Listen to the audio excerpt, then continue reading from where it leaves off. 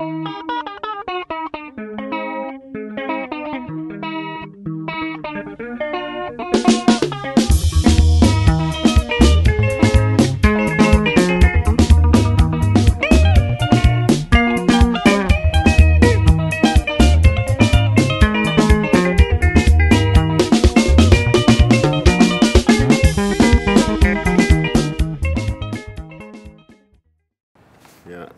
afternoon, comrades and friends of the press, the fourth estate of Zimbabwe. I want to just say we always value your work in informing the people about the workings of the Zimbabwean democratic experiment, which started in 1980, courtesy of the victory of ZANU-PF over foreign occupiers. The journey is on, and we are happy about it in the aftermath of the elections, which were won by President Mnangagwa in a resounding manner, in a peaceful election, which has remained, calm, tranquil, ever since the day ZEC finished its job. We are now, as a party, focused on governance and carrying out the program, which is a continuation of the National Development Strategy #1 with vigor. And we are happy that we are getting more and more international support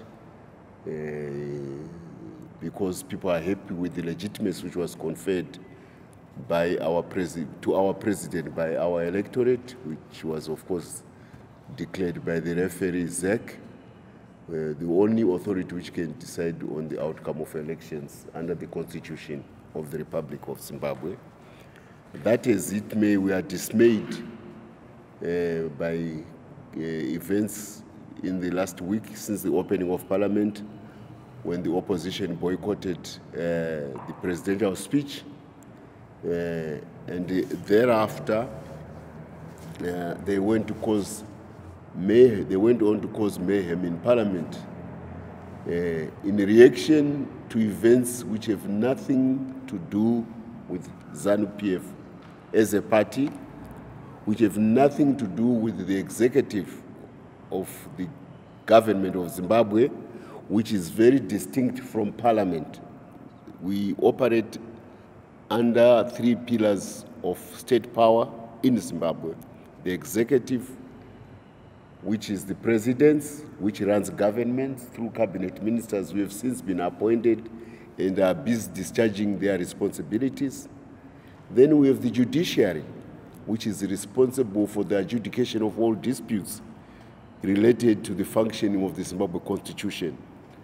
Then we have the legislature itself, which is accountable, which is responsible or accountable to pass laws which are based on the Constitution of Zimbabwe. The events which have caused a lot of mayhem in Parliament, but also have made the CCC go out to the public, relate to the fact that there was a letter of recall signed by an individual who is known within the CCC, who is a long-standing member of CCC. They have not disputed that he is their member. He signs a letter to the Clerk of Parliament to say that certain of their members have been recalled. Now, the Clerk of Parliament, under the rules, standing rules of Parliament, he has an obligation, a constitutional obligation, to oblige with letters of such a nature according to the tenets of Zimbabwe Parliament. So he received a letter from the CCC on official letterhead, and there was nothing on his part to say this letter is neither genuine or not genuine. It came from CCC member who said he holds a certain office and he is responsible for the recall of any members of their party who have fell foul of the party CCC. Thereupon, he proceeded to act according to the dictates or the tenets of the rules of parliament, that those people can no longer stand in parliament. Then mayhem breaks out among the CCC people, and they want to shift the blame on the clerk of parliament. He's not the originator of the letter. He's not.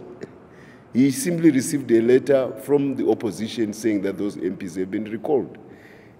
And as things stand, there is enough confusion and mayhem within CCC, which is attributable to the way that party is being run. In English, there are certain phrases which describe the predicament which CCC finds itself in. Some say you are hoisted by your own petard. You wanted somebody to be hanged. Then you step on the trap, and the news goes around you. But you are the one who has forgotten that, or who had arranged that news to hang another person who becomes the victim. But you become instead the victim.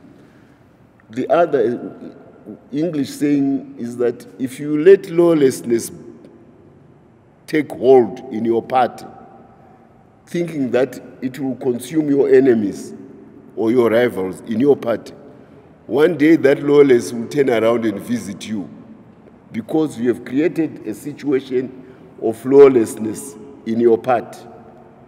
In Shona, they say, "Chakai bachino dzokera muridzi wacho." That's how we put it. And this is exactly what is happening in the CCC. We have a party leader who ascends to power in a high-handed manner, if not a coup d'etat, in Buhera against the venerated leader of the party, Morgan Tsvangirai. He feels insecure because of the manner which he ascended to the top. Because of his insecurity, he cannot call a conference. But to add to the charade, he decides that the party will not have structures.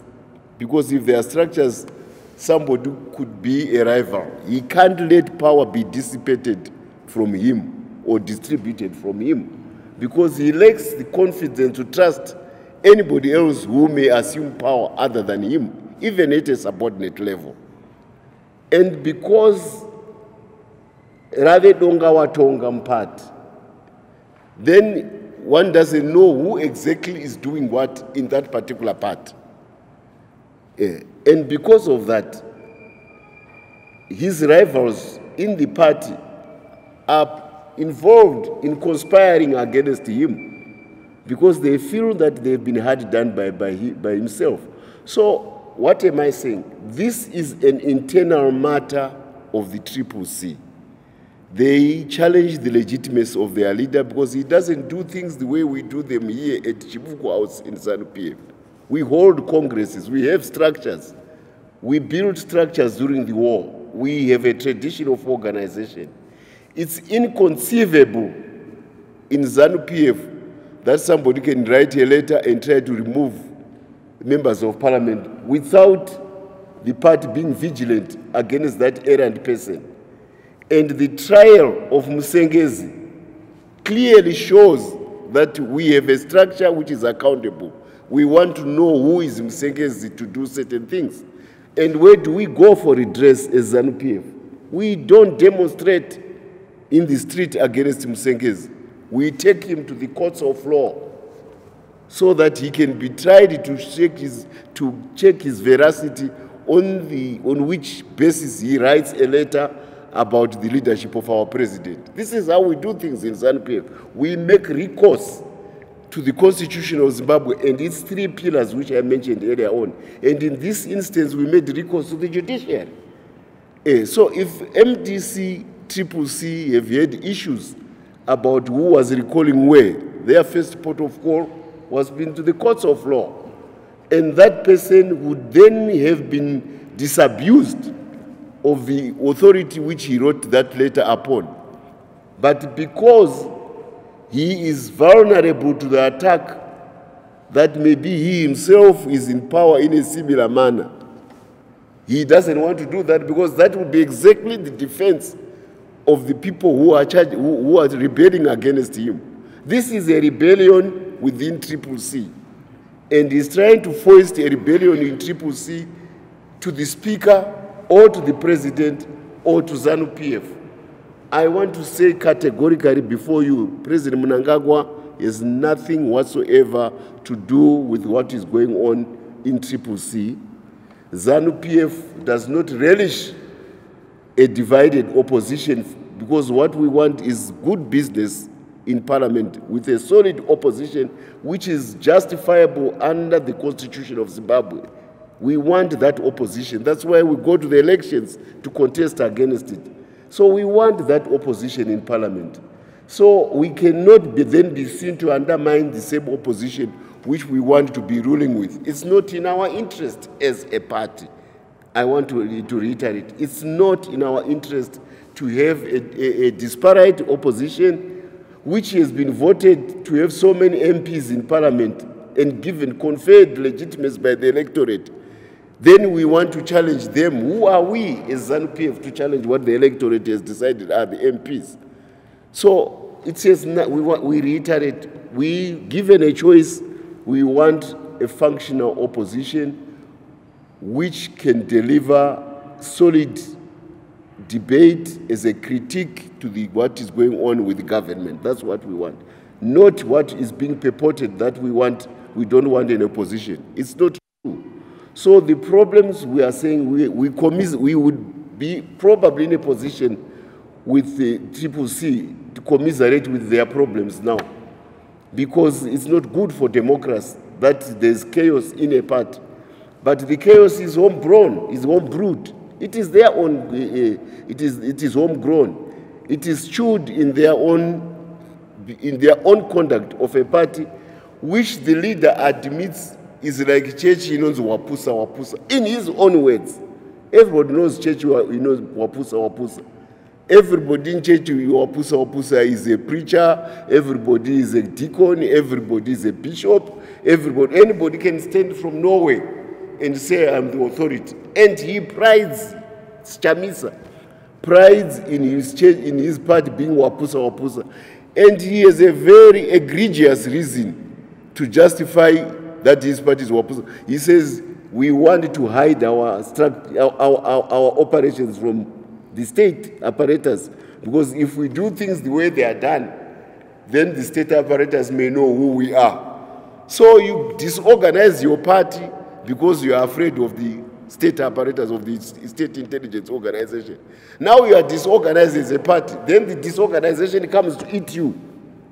The one which it doesn't eat, before it has consumed the state intelligence service, the disorganization is now consuming you. He was hoping that this wapusa culture will consume ZANU-PF, will destroy ZANU-PF or the ZANU-PF government for lunch. Now at breakfast, wapusa arrangements have consumed him in the morning before we had breakfast. This is what is happening. It's his own disorganization, which has been acknowledged by his own party members, his vice president, Welshman, his vice president or his senior member, BT. They all acknowledge that things are not well with their party. But not only those. We have the intellectuals who love CCC to death, Stephen Chan. We have the advocate of regime change, Piers Pigu, from the Open Society Institute of Southern Africa and Crisis Coalition, that outfit from Brussels, which is there to effect regime change in Zimbabwe. They acknowledge, then they are all their professors who are at various universities in South Africa, they acknowledge that Chamisa's undoing, his Achilles heel, is his refusal to run the party the way parties are run all over the world. That is his undoing. It's his problem, this issue.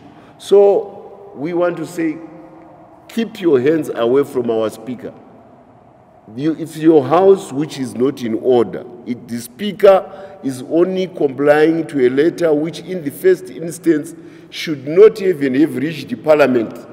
Because MDC, CCC is in Parliament, they should have had the vigilance to know that among their party membership somebody is doing something wrong. The same vigilance which we had in ZANU-PF against Msengezi, and we quickly took him to court to say this man is masquerading. We'll let him improve his credentials. We asked the CCC, before they start throwing brickbats at the Speaker, they should first put their house in order. That's all we want to state here. This conduct by CCC comes in the wake of the party having tried to abuse SADC. They have an individual. Among many Zambians, it's a big population of probably 15 million, if not more. It's more. One individual called Nevas Mumba, he comes here because he has been nominated by his president, who is chairing SADC, a SADC committee. He has his agenda with his friends who are preachers in CCC, and he has his cheerleaders from outside the region, which is the EU and other countries. Now, he decided to give a verdict about Zimbabwe's elections, which has nothing to do with what's happening on the ground. Fortunately, SADC does not operate like that. It has heads of states, and one of them, South Africa, it is a party, which is a revolution. They send their own representatives, and they observe the elections, and they are happy. Now, this man wants to say, I can tell heads of states, I can instruct heads of state of SADC to follow me. Who are you, Nevas Mumba, to force all these presidents to follow you and give a blank check condemnation of the Zimbabwe elections? They don't do that. Now, because then the CCC decides to dispatch their own delegation to SADC in order to canvass for the support of Nevas Mumba. They send Gladys Tachwayo and Jameson Timber. And they come back with a blind dates in all the SADC states. Nobody gives them a hearing. They come back home empty-handed. So rather than acknowledge that they failed to convince SADC, they then want to create mayhem within the country in order to give the impression, to force SADC to take their position. Now, this is not right. You are a government in waiting, and you are a prospective president. You want to bulldoze your way through sovereign heads of states to say, you take my way or the highway. That's Chamisa. Cyril Ramaphosa.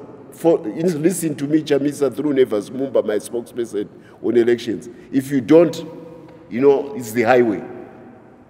President Lorenzo of Angola, President Suluhu of Tanzania, all of them are being told by Chamisa, you follow my way or the highway.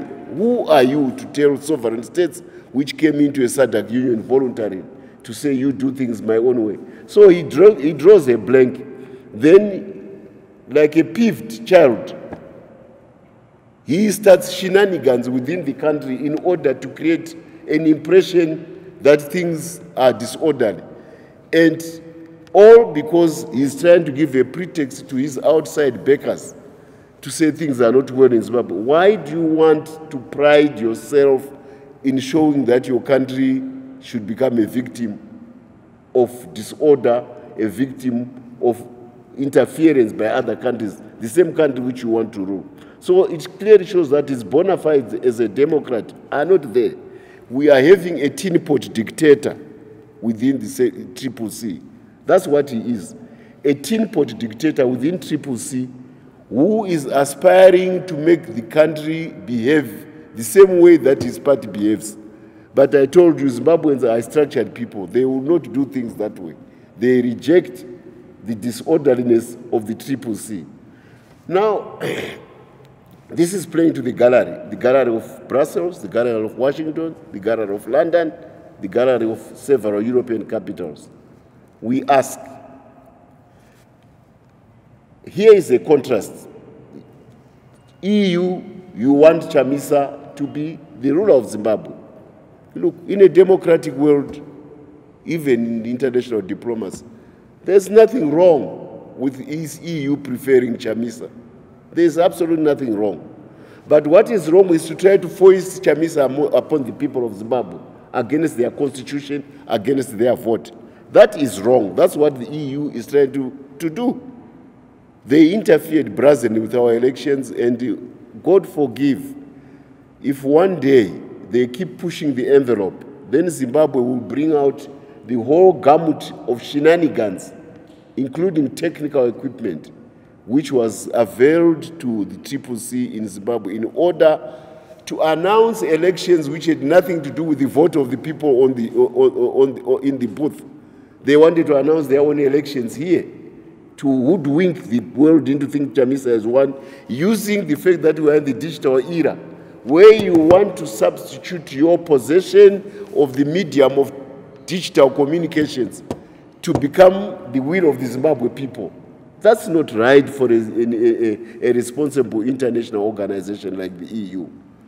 If they want Chamisa to win, they have every reason to behave in a manner which is systematic and long-term to make him possibly win. And what do you do? 20 years, the CCC is in charge of the cities as MTC. These are the cities which are major population centers where people produce goods and services for consumption on the global market, on the regional market, on the national market.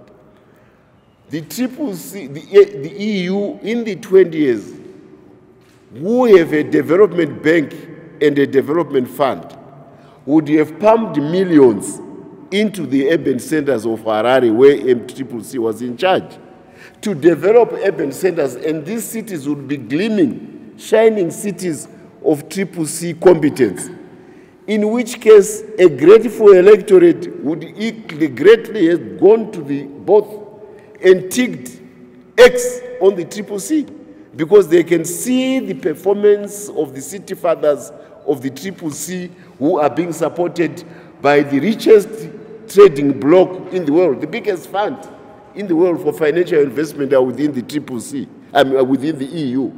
Why doesn't the EU avail all those funds to CCC to develop towns and make them shining cities like Tokyo, like Paris, like London, where they reside?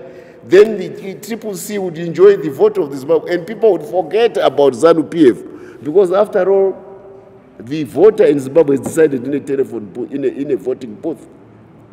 Now, CCC does not enjoy that favor from. All they get is money for subversion for 20 years. Huge budgets to say it does not matter you are in charge of cities. We are not interested in cities. We are interested in the big pie, the country. So you must go to State House. If you are not in State House, we will not give you the support for development assistance for your urban areas.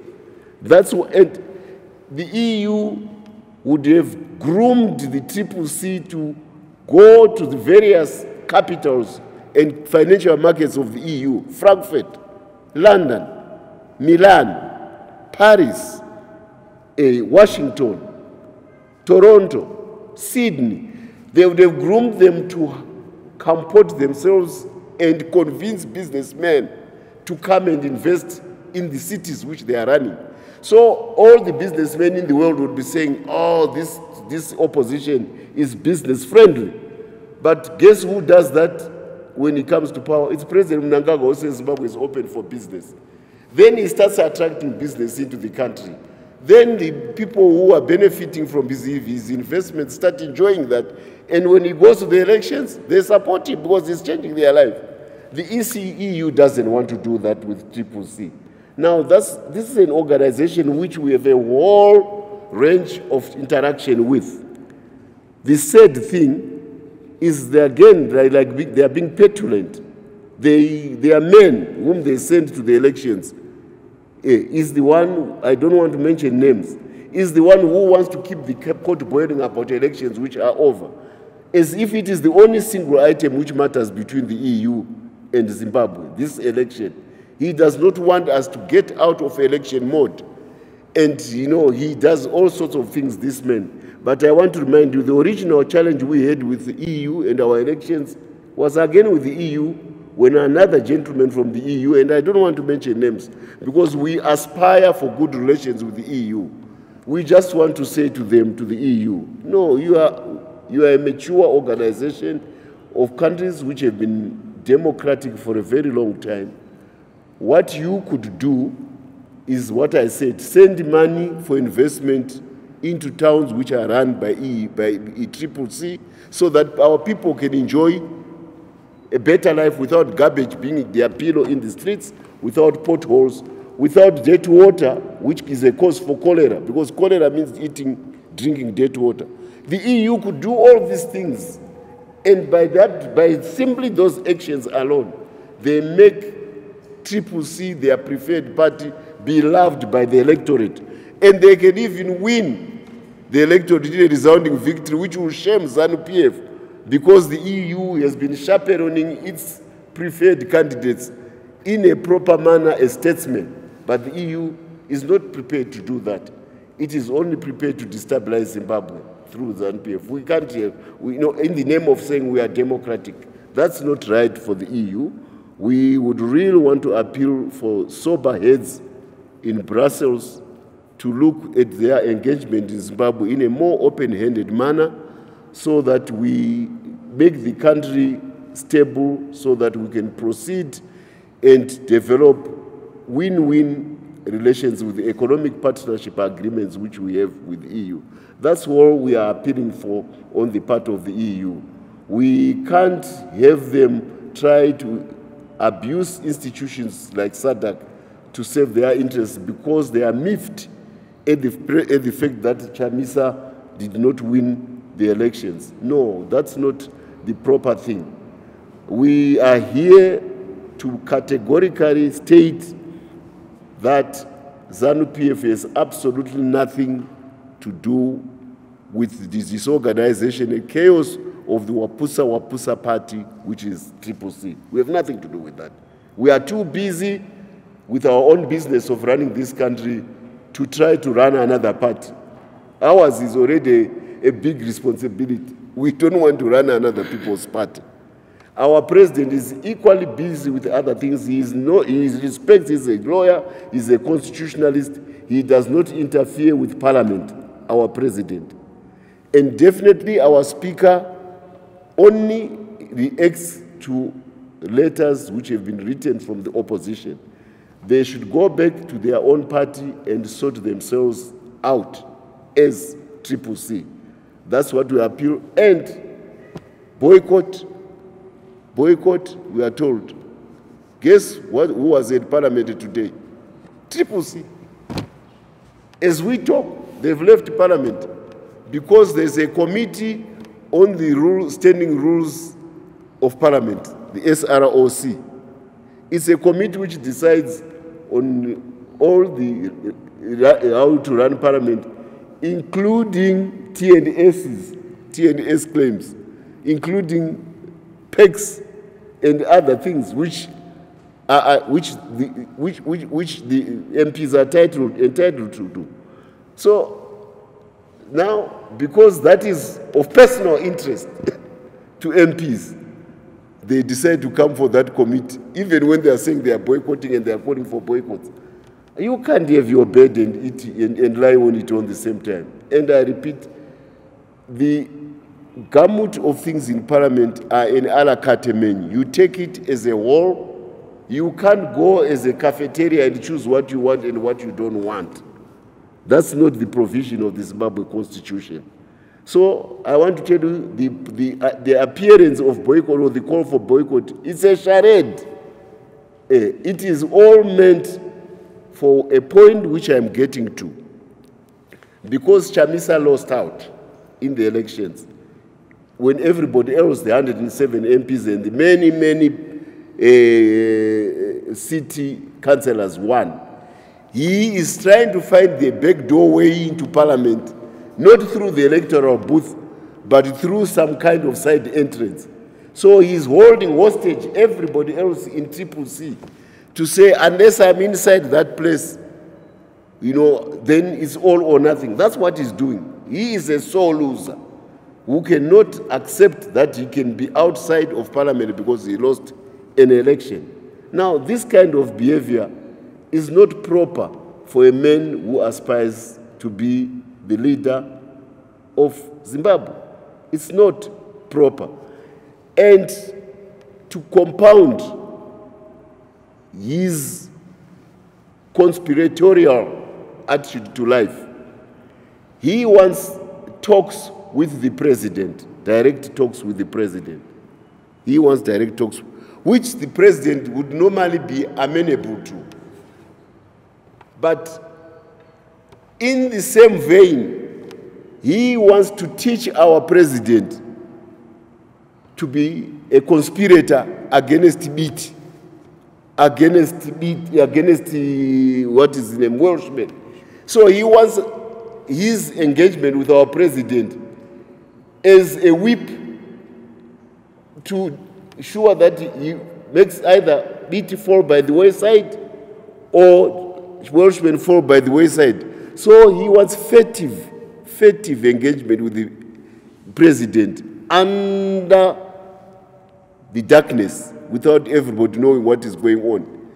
In short, the way he runs CCC is the way he wants to engage our president to run affairs of Zimbabwe under the carpet, in the guise of darkness, and instead of in a transparent manner where we are accountable to the Zimbabwean electorate. He wants to cut a deal with ZANU-PF behind BT, behind Welshman Nube, behind Charlton Wende, behind everybody. Now, our president is a cadre of the revolution. He is a principled man. He is a constitutionalist. He believes in transparency. He says, no, Chamisa, I cannot become part of your settlement of internal disputes within CCC. I can't help you. Because in this instance, all these people which Chamisa is fighting against with his organization, they are all respectable members of Zimbabwean society who have worked with the president before. And most of them are not it. They are lawyers like the president. How can he, a decent man, countenance the idea that he cuts a deal under the table behind BT in order to appease Chamisa? It doesn't work for President Mnangagwa. He doesn't want to do that. This is the sole point, the other sole point about Chamisa. I told you the first one, he wants to find a side door into parliament.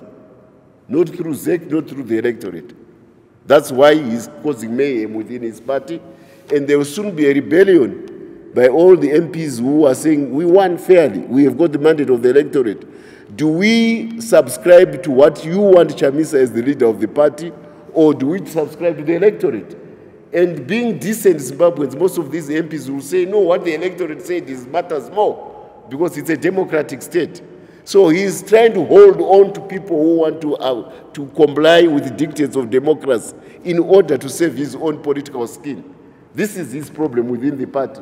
But as if that is not enough, he wants to draw in ZANU-PF, particularly our leader, into a similar scheme where there's a conspiracy against other MDC contenders, rivals within the party. He cuts a deal behind their back with President Emerson Mnangagwa. Then he shoves them under, he throws them by the wayside. That's what he wants. Now the president is saying, no, that's not the way things are. I am a principled man. I can't do that. Come into the open. Come with your, you first to own up, get your house in order.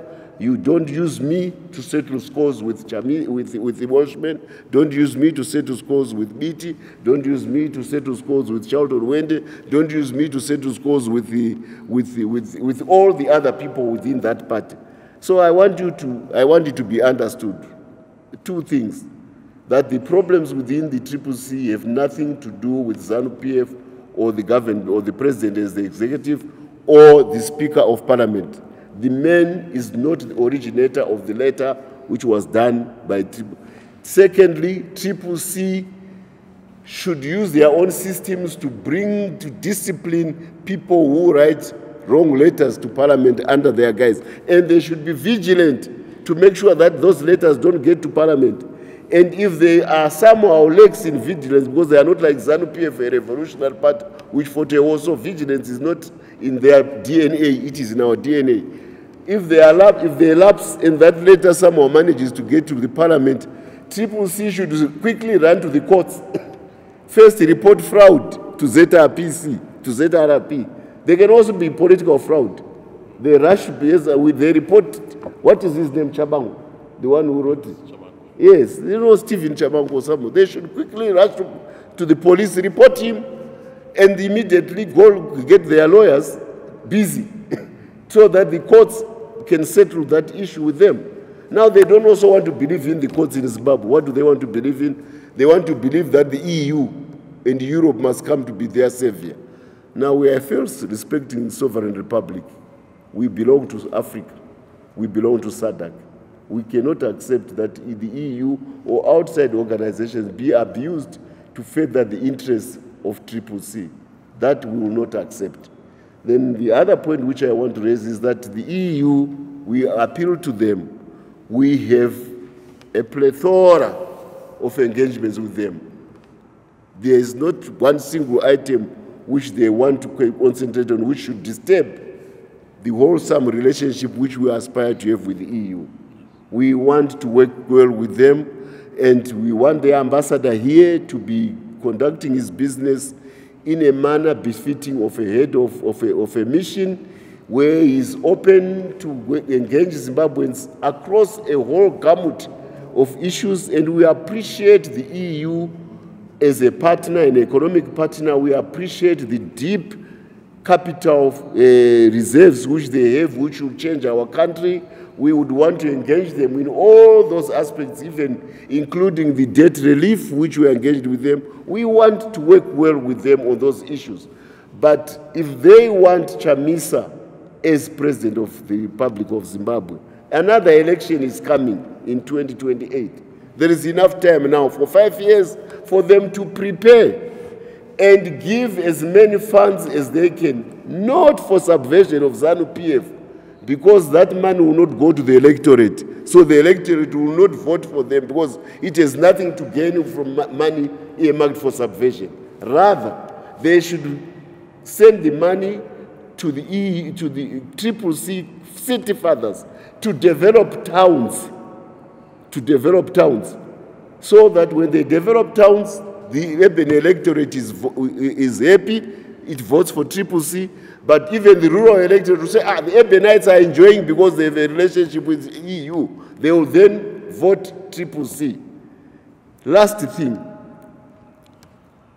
the EU needs to send party organization lecturers for Party Organization 101 to CCC. The way they run their parties in Europe is enough experience, and their lectures, because they practice this at home, they will be very good at imparting the same ethos to the CCC here, so that we don't have a wapusa part. That's what the EU should do, because it looks like organizational theory and practice of political parties is singularly absent from the head of Chamisa. It doesn't exist. That's why he prides in saying my party is wapusa. It is a donga watonga. Anybody does what he wants in that party.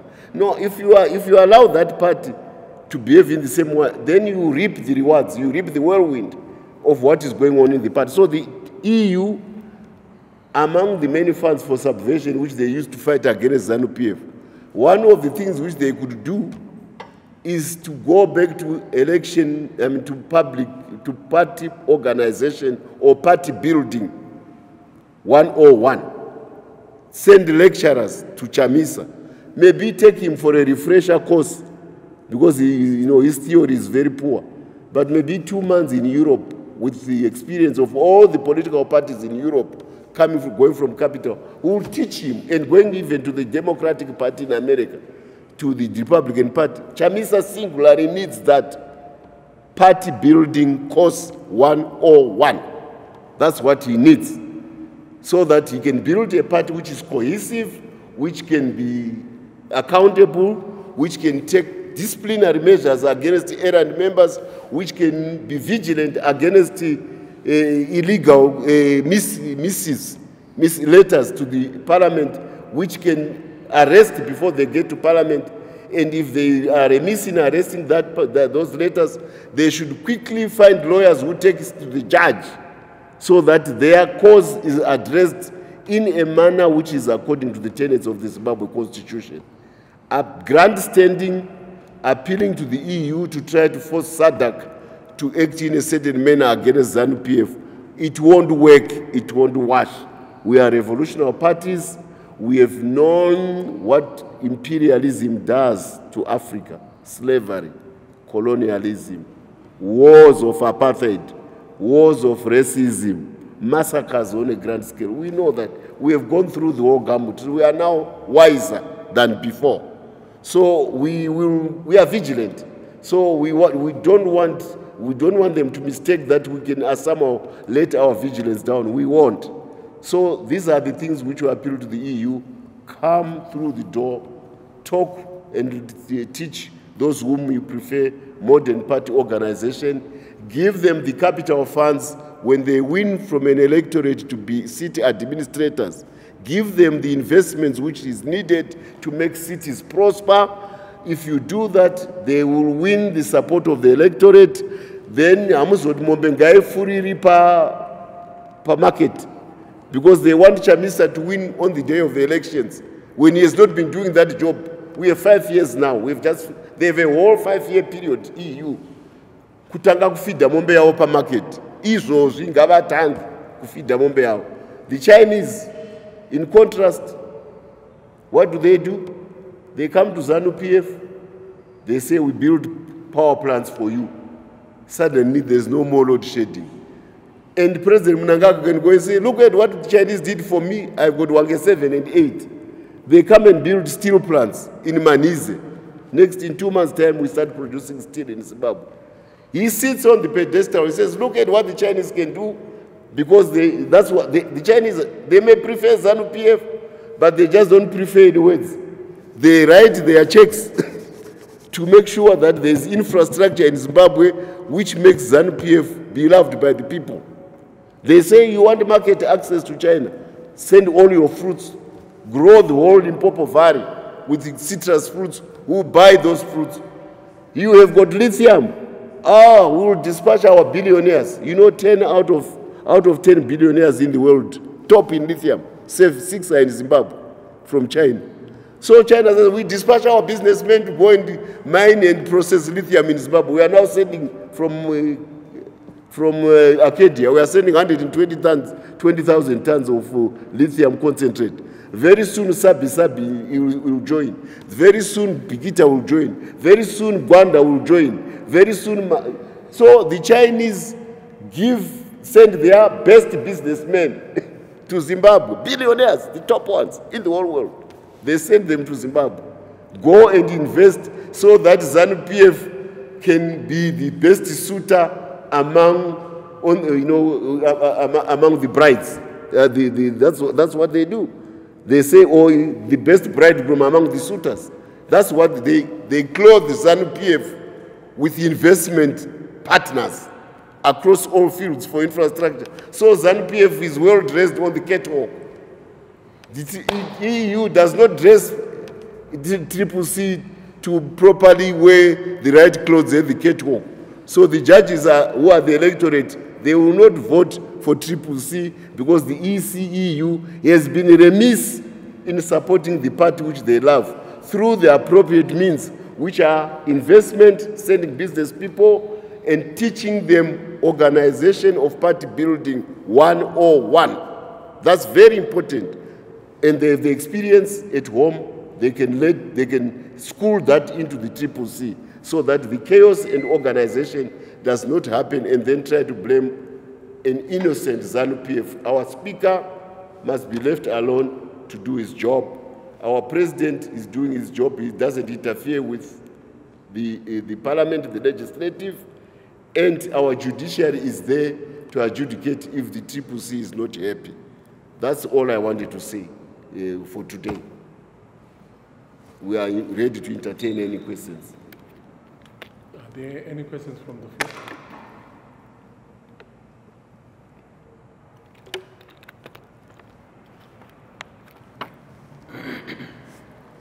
There being no questions, until next time, thank you so much for listening, to giving us the courtesy. We are innocent, I want to reiterate, of what is going on within CCC.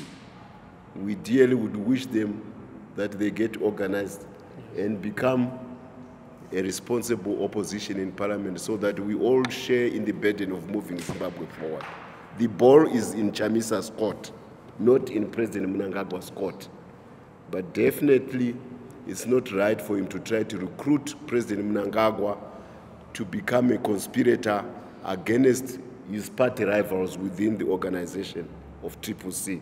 Our president will be jealously guarding his integrity against being drawn into the brawling which is going on within the CCC. He will not, and he will definitely not, in the dark of the night, sup with Chamisa so that he can outwit Welshman Mube, BT, Charlton Wend, or the others. Our president will not do that. These are all decent Zimbabweans, even if they are the opposition. We will not undermine them to please the ego of a tin-pot dictator called Chamisa. We will not do that. I thank you.